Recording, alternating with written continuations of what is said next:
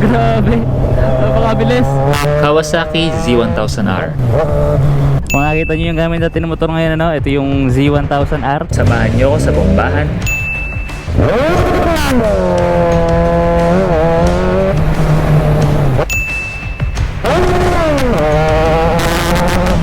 Sa mini adventure sa pagbalik sa Dingalan Kasi ha, ay umuulan nga. Nandito na tayo sa may Gabaldon. at sa ilang kasiyahan. What do you do for living? Ito sir, di ko lang buksan yung gas tank eh.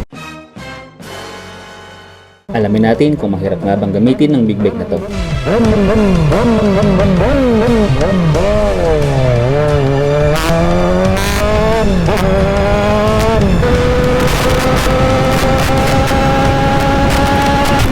Let's go!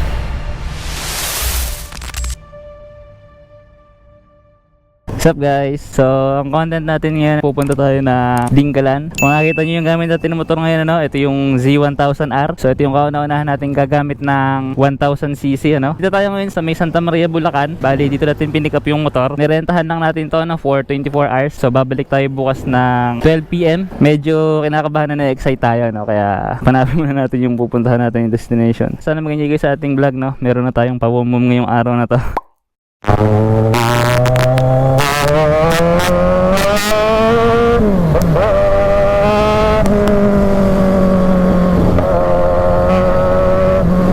Grabe, napakabilis.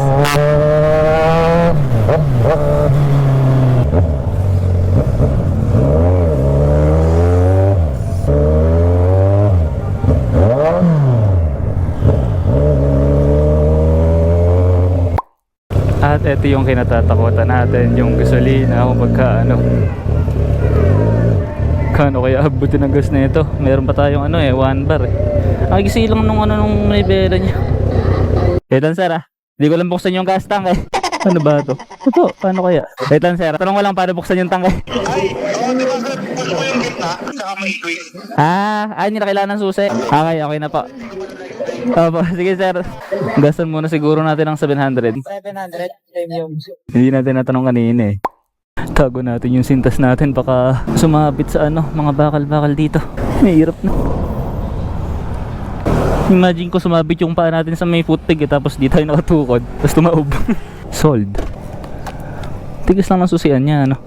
Hindi ko alam kung normal sa Z1 yung ganung ano, susian.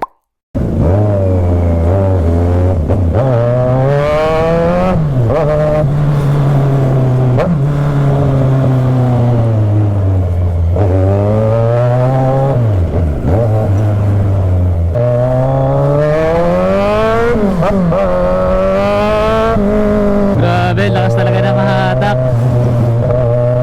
Naiiwan yung katawan ko.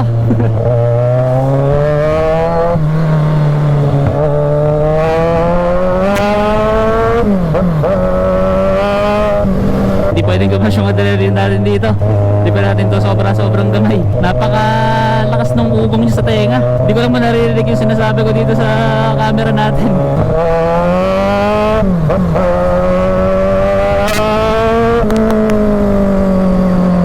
Sa tansya ko parang nakaka 30 minutes na tayo na paggamit dito, no? And then yung sa paa natin, nararamdaman na natin yung init ng ano, ng engine.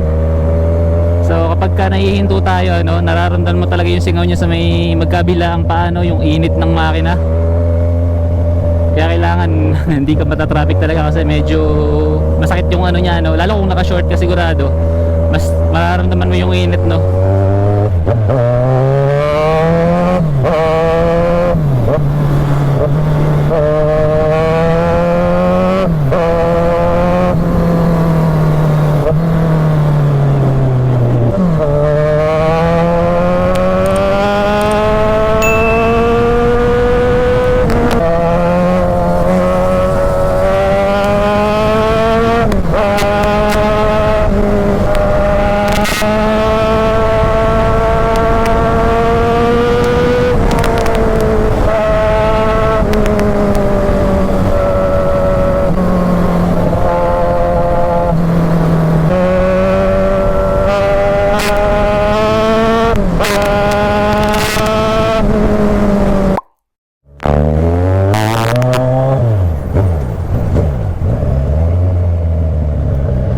Grabe, ang init.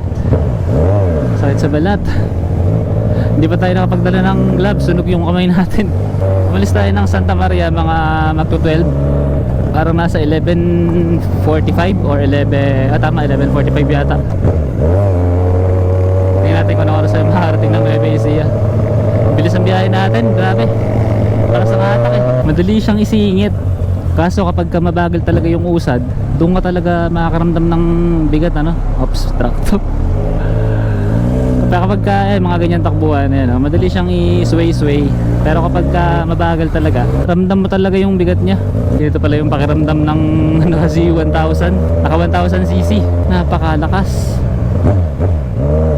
Pagdating sa compound, hindi naman tayo nakakangawit pa sa ngayon. Ewan natin pag nagtagal, baka pag nasa Nueva Ecija na tayo, makaramdam na tayo ng pagod, ano. Pero sa ngayon, all goods pa naman, ano. Sadyang nakaka-enjoy lang talaga yung tunog siguro, kaya hindi natin nakaramdaman, ano. Ang lakas ng ano yan, nung bass, lalo kapag mabagal yung takbo natin. Yung dagungtong niya talaga, ramdam na ramdam mo. Siguro may grip shifter na nilagay dito, hindi na tayo nagka-clutch. Ang smooth nung ano natin, no. Pag nagda-downshift tayo, parang auto-blip pa tawag doon. Ay kunyari, malum sa big bike, ano. Pero mga may quick shifter nga, no, kasi dito tayo mag-clutch. Kung nagbabawas tayo, match lang ang ginagawa natin minsan, ano. Sa ngayon, medyo siguro out of 100%, mga 40 to 50% na nating gamay, ano. Tuloy natin vlog yung guys pag nandun na tayo banda sa Nueva Ecija, no. Nakulan natin yung oras, meron tayong kailangan daanan sa kabanatuan yung kasama natin sa ride ngayon sa Dingalan, ano. So yung kaklase natin yun, kaibigan natin, nasa Kabanatuan siya, dadaanan natin siya papunta ng Dingalan. Dadaan muna tayo sa atin na para sunduin yung binsang ko.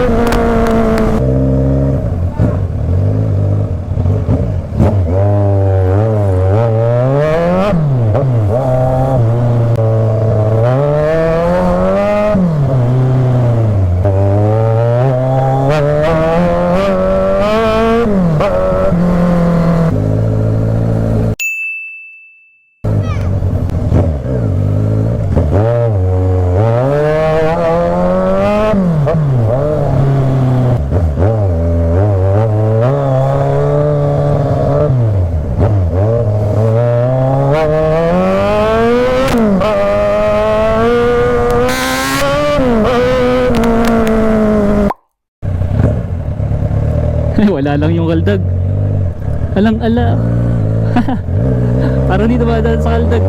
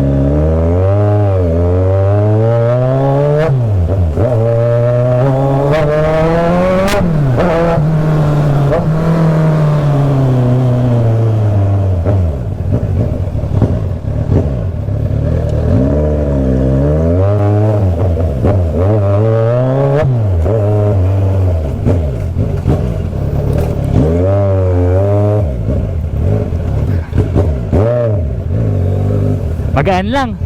Gaan lang. Tota? Lambot nga oh.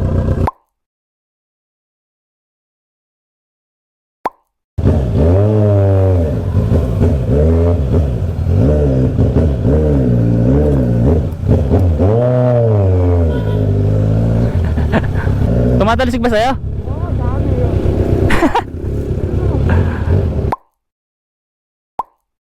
Kinausap natin yung page nung Dinggalan kanina, sabi sarado raw sila ngayon no, pero nakiusap tayo no, sabi ko nirentahan pa natin yung motor sa papunta sa kanila no, para di naman masayang na pinagbigyan tayo, so diretso lang naman daw tayo dun sa kanila. Then bago tayo pupunta pala no, dadaanan natin yung pinsan ko no, nakakasama natin, so tatlo lang kami ngayon. Wala kasi nagsi-back out yung mga kasama namin Bad news din pala no, lagay pa tayo ng sealant kanina. Pag uwi natin sa bahay, nabutos yung gulong Merong isang maliit na butas no, so nilagyan ng sealant, kinaya naman no, kaya goods naman Sana lang wag lumala yung butas no, or madagdagan mamaya ng iba. Wala tayong mahanapang vulcanization dun. Sana na guys yung kasama natin pinsan natin. Punta na kami ngayon ng Dinggalan. No, traffic dito.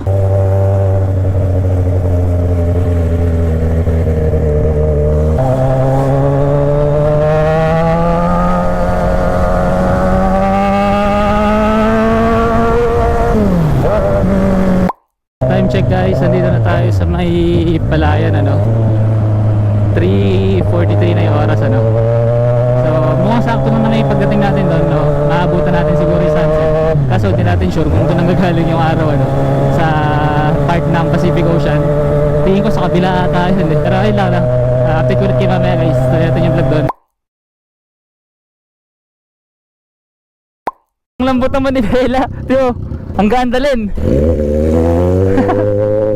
Ewan tayo dito. So ito guys yung motor, nakipagbalit muna tayo nakakawit pag kami angkas. Napakabigat sa kamay. Tuli no. Patangad yung kasama natin parang nasa 6 plus sigurado. Ayun ko lang kung 6 siya. Flat na flat yung niya, yung paa sa magkabilaan. So update ko kayo guys pagka malapit na tayo sa may Gabaldon. Wala pa naman tayo masyado nakikita rito, puro bayan-bayan pa lang naman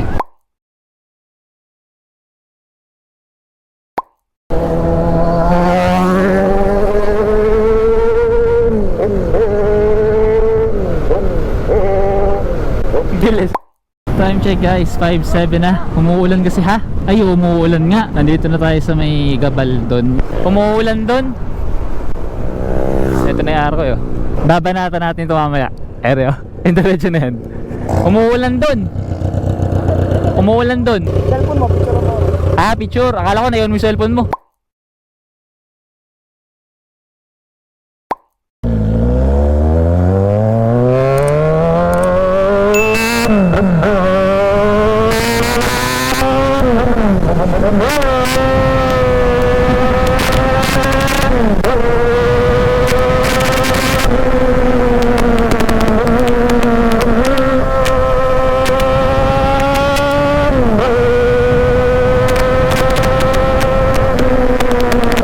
Masamay panahon, uulan talaga sa Dinggalan. Samahan ng panahon, kumikidlat pa. So pagdating guys sa paligid sa mga nakikita natin yan, wala namang nagbago nami-maintain pa rin nila yung kalinisan ng paligid dito dito sa Gabaldon. Iba talaga yung kalsada nila, malilinis Kung mapapansin yung mga gilid-gilid natin, wala kayong makikita mga kalat maganda pa yung kalsada, walang mga lubak-lubak.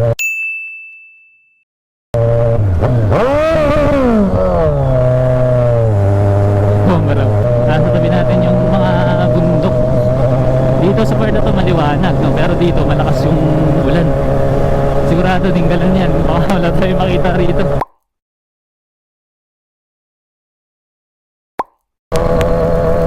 At pa yun napakalakas ng ulan Wrong timing tayo. Dapat talaga maaga yung punta natin. Malaking laking pagkakamali itong oras na pagpunta natin. Kung di tayo nabutasan ng gulong, kanina pa tayo nandito mga alas 2 siguro, alas 3, nandito na tayo eh. Tingnan nyo, wala tayo ibang makikita dyan oh.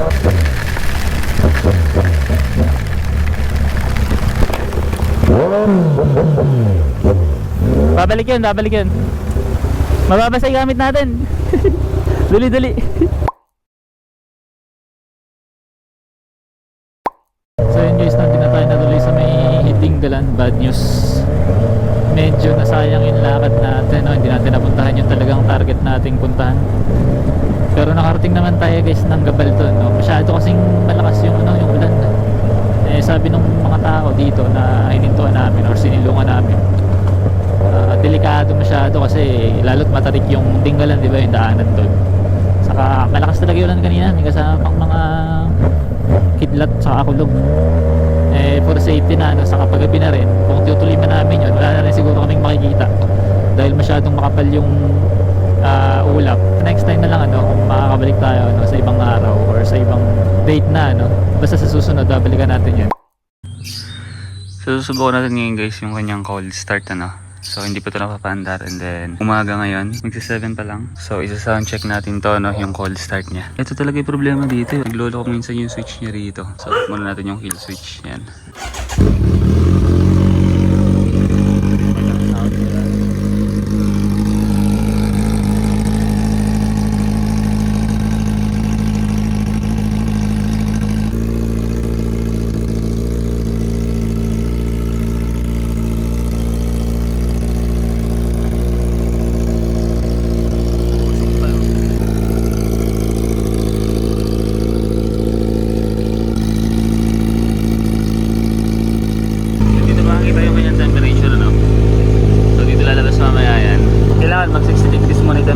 Bago siya gamitin or mataas pa yung niya ngayon, yung minor, habang pinapainit niya yung sarili niya then pag nagsisi na siya, kusang babagal yung sound niyan mamaya. Ayan ako mapasin niya guys, so kumita na yung minor niya, 59 na siya. Ayan, umagal na. So pagka kaya, sabihin pwede na yung gamitin at saka i-rep. So subukan natin.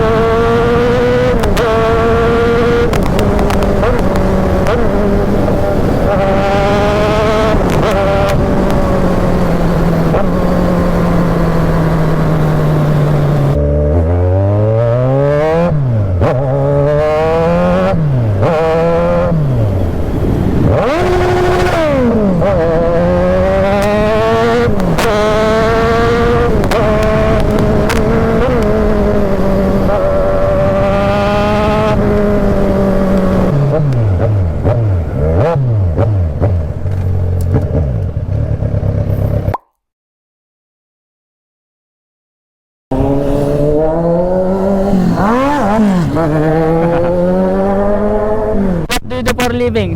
Tambay. Tambay.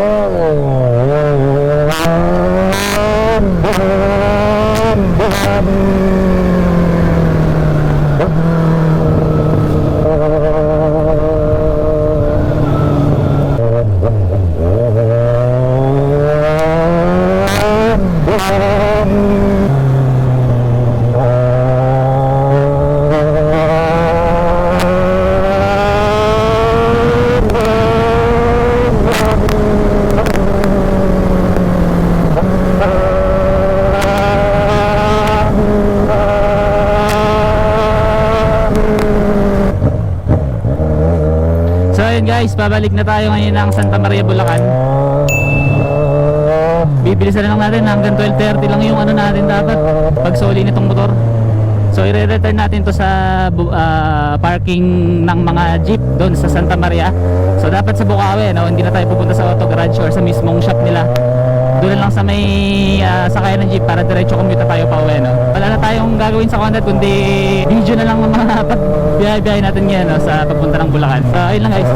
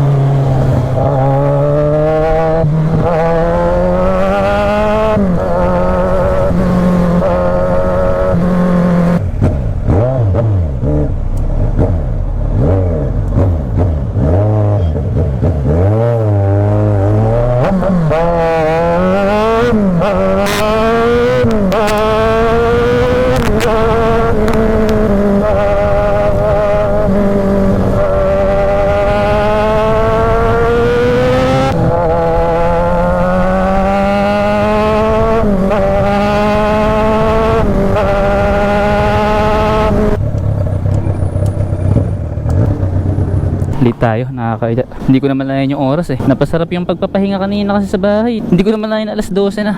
Yung mga 2 bars lang natatag sa gasolina natin. No?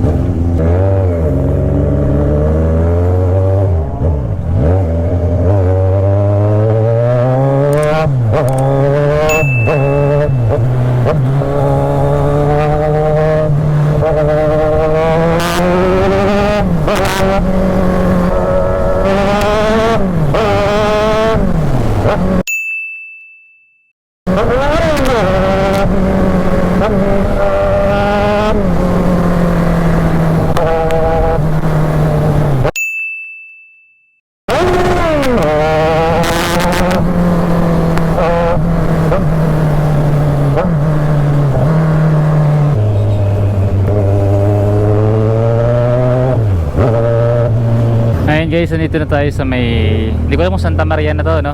O tama, Santa Maria na nga ata. So pupunta tayo dito sa may paradahan ng mga jeep or sa terminal.